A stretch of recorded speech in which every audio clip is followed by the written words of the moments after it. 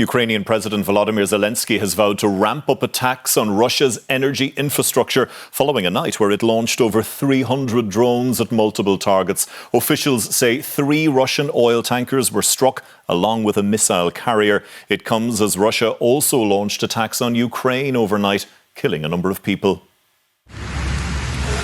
Every night in Ukraine, lives are upended. This in Odessa, where 3 homes were hit. 1 killed and 3 injured. At Odessa's port, a truck driver was also killed in a strike, according to Ukrainian officials. In the Dnipropetrovsk region, 40 children managed to get to safety after their bus was blown out when a nearby truck was struck by a drone at a petrol station. It was at 8 o'clock in the morning. We stopped and let the kids out to use the restroom. The kids had just gotten out when a drone came flying over us. I thought it would pass by. My partner said, "Get down, it might crash." I didn't have time to get down. I was thrown all the way across the road, and the drone crashed and smashed everything we had.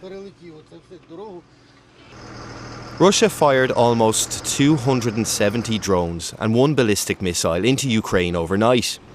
But this was not one-way traffic. Footage here showing a Ukrainian maritime drone hitting an oil tanker near the port of Novorossiysk in Russia's Black Sea.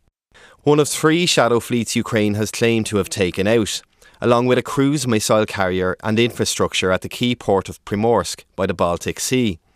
Ukraine's army launched 344 drones into multiple areas of Russia, according to Moscow's defence ministry, who said 2 were killed in separate hits.